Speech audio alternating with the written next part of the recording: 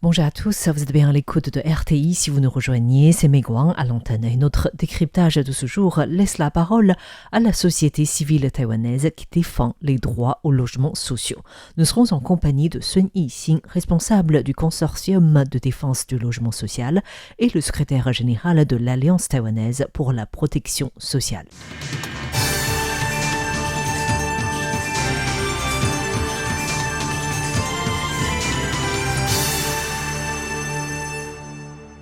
Fin mai, une vingtaine de groupes de la société civile représentant les jeunes, les travailleurs, la famille et le secteur social se sont réunis devant le siège du Parti démocrate progressiste au pouvoir pour organiser une conférence de presse baptisée « Refusant le silence » et les promesses électorales non tenues en matière de logements sociaux. Ils ont exigé le président de la République Lai Ching-te, également le président du DPP, à répondre clairement si ces promesses électorales vont être réalisées. Alors, avant de laisser la parole à Sun Yixing, responsable du consortium de défense du logement social, faisons d'abord un point sur la situation des logements sociaux à Taïwan. En fait, bien que la notion de construction des logements sociaux par le secteur public pour des personnes dans le besoin est apparue déjà dans les années 70, ce n'est qu'en 2005 que le terme logement social est apparu pour la première fois dans le plan général de mise en œuvre du logement pour les années 2008 à 2011, publié par le ministère de l'Intérieur. En 2010, alors que Taipei est le nouveau Taipei d'aujourd'hui, deux villes souffrant gravement des problèmes de logements sociaux en raison des prix élevés de l'immobilier se trouvaient en pleine période électorale, la construction de logements sociaux est devenue un engagement électoral des candidats de tous les partis sous la pression des associations civiles et de divers secteurs de la société pour la première fois. Par la suite, en 2011, le Parlement a voté la loi sur le logement qui définit clairement le fondement juridique du logement social. Si, dans un premier temps, cette politique se basait essentiellement sur la construction des logements, depuis 2017, le gouvernement a commencé à encourager les services de sous-location et de gestion de location, c'est-à-dire que le secteur public encourage les propriétaires à confier la gestion de leurs biens immobiliers à des professionnels qui les sous-louent ensuite à des personnes dans le besoin ou qui s'occupent uniquement de la gestion des biens.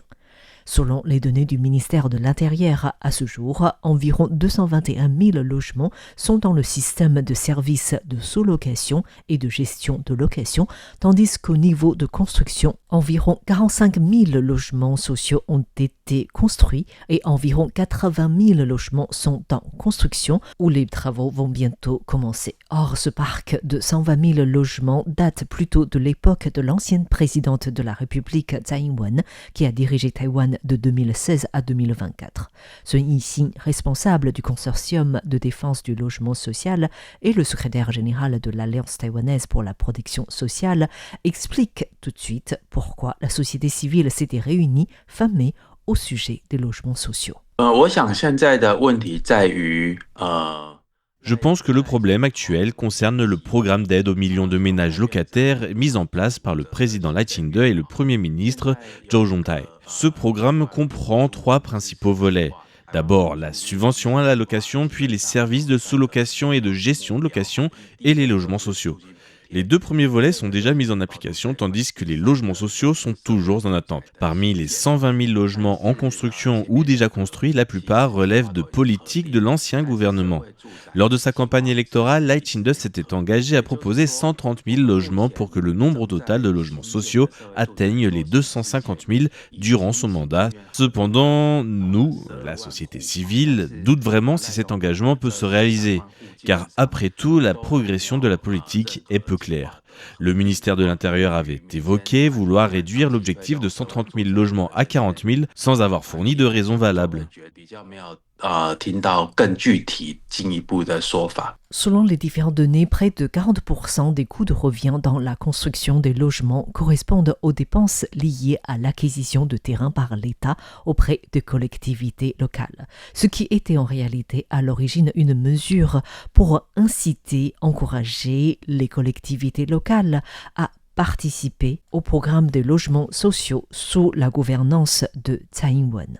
Mais ce niveau de coût de revient est lourd. En comparant les différentes politiques des logements sociaux, d'après les estimations réalisées, le coût annuel moyen que représente d'une subvention au loyer s'élève à environ 1 100 € et celui de la gestion locative à environ 2 700 € par an et par logement, ce qui sont bien inférieurs au coût de construction d'un logement social neuf qui s'élève à plus de 45 000 € par logement, cela sans compter les frais de financement et d'entretien ultérieurs. Sun Yixing a précisé que les logements sociaux construits s'élèvent à environ 40 000 dans le pays et si l'objectif de construction de Lai Ching-te est ramené à 40 000 logements construits au lieu de 130 000 promis, le parc de logements sociaux ne représentera plus que 1,6% du parc immobilier total dans les 10 années à venir, ce qui reste bien en deçà de la norme de 5% fixée par l'OCDE. Pour la société civile, les raisons fournies par les autorités publiques quant à l'encouragement du système de services de sous-location et de gestion de location ne sont pas forcément valables. Le gouvernement a évoqué le manque de terrain et de fonds comme étant les principaux obstacles.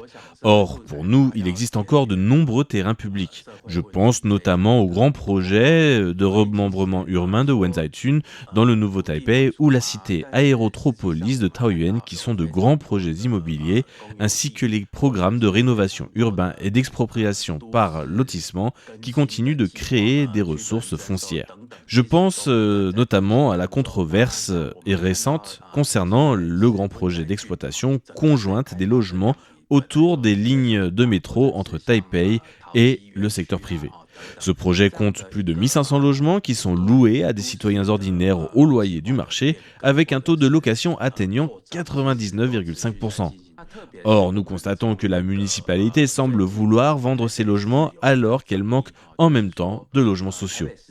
Au niveau du manque de financement, le gouvernement investit chaque année une somme colossale dans la subvention au loyer et dans les services de sous-location et de gestion.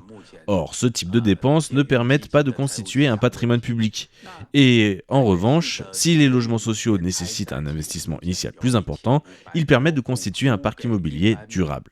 C'est pourquoi nous, la société civile, estime que la gestion locative et les logements sociaux ont des fonctions. Par conséquent, la politique de l'AI et du ministère de l'Intérieur de remplacer les logements sociaux par la gestion du système de location ne peut pas fonctionner. Sun Yixing précise d'ailleurs que la perception des Taïwanais des logements sociaux a déjà changé, ce qui devrait faciliter la construction de ces logements. Je suis conscient que par le passé, les habitants d'une zone pouvaient s'opposer à la construction des logements sociaux parce que ces derniers avaient une image de construction ancienne qui accueillait des personnes défavorisées. Mais depuis quelques années et plus de communication et l'augmentation de la qualité des logements sociaux, la société taïwanaise est de plus en plus prête à accueillir ces logements.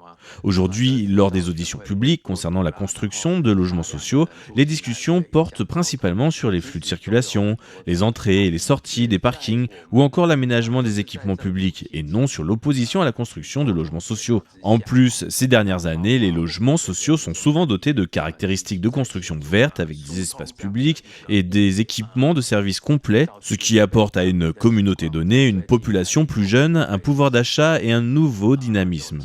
La société civile estime ainsi que le climat social a changé par rapport au passé et que le gouvernement devrait promouvoir plus activement les logements sociaux. À l'occasion de ces 2 ans d'investiture, le président Lai Ching-te a proposé toute une série de politiques pour les 0 à 18 ans afin d'encourager la naissance à Taïwan. Les logements sociaux ont-ils un rôle à jouer dans cette politique ? L'objectif des logements sociaux est d'offrir un cadre de vie stable et durable aux personnes qui ont besoin d'un logement en location. Même si les services de sous-location et de gestion de location constituent un outil de gestion du logement, ils ne peuvent pas se substituer au logement social. Les services de sous-location consistent pour un professionnel à louer un logement auprès d'un propriétaire pour ensuite le sous-louer à une personne tierce, un locataire en l'occurrence, tandis que la gestion immobilière en location consiste à faciliter la mise en relation et à gérer le bien. Les contrats de bail sont généralement d'une durée d'1 ou 3 ans, ce qui ne permet pas d'offrir une sécurité à long terme du logement. En comparaison, les logements sociaux sont généralement loués pour une durée de 3 plus 3 ans, ce qui permet aux locataires qui paient régulièrement leur loyer d'y rester jusqu'à 6 ans. Les ménages en situation de précarité économique ou sociale peuvent bénéficier même d'une durée de 6 plus 6 ans, soit 12 ans au maximum. De plus, si les locataires ont des enfants scolarisés, la durée du bail peut être prolongée jusqu'à la fin de l'école primaire, afin d'éviter que les enfants ne doivent changer d'établissement en raison d'un déménagement. Au niveau du loyer, les prix des logements sociaux sont généralement fixés à 20% inférieurs au prix du marché. Et en fonction des revenus, certains locataires peuvent ainsi bénéficier d'une réduction des loyers allant de 30% à 60% pour les plus démunis d'entre eux. De plus, ces logements étant relativement récents et dotés d'équipements collectifs complets, ils présentent un attrait certain pour les jeunes familles. Je suis membre du comité consultatif du Conseil du logement de la ville de Taipei et je participe depuis 6 ou 7 ans à l'évaluation des projets de créativité des jeunes. Ces projets consistent à inviter les jeunes à faire des propositions de projets participatifs émanant des citoyens eux-mêmes. Les projets intéressants peuvent bénéficier d'un tirage au sort prioritaire pour les logements en sachant que 3% des logements sont réservés à ce programme afin d'accueillir les jeunes. Étant donné que les avancements de ces propositions sont à évaluer chaque année, je constate que beaucoup de ménages locataires des logements sociaux font des enfants. Il est évident qu'un cadre de vie stable, avec des loyers modérés et des ressources éducatives de garderie bien développées, incite davantage les jeunes familles à envisager d'avoir des enfants.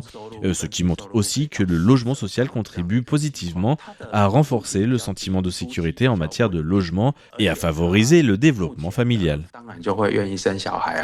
En comparant les 3 politiques de logement en 2026, ce sont les subventions au loyer qui bénéficient au plus grand nombre de ménages et la gestion locative connaît la croissance la plus rapide. Toutefois, ce sont les logements sociaux construits directement par le gouvernement qui devraient pouvoir constituer véritablement une garantie de logement stable sur le long terme.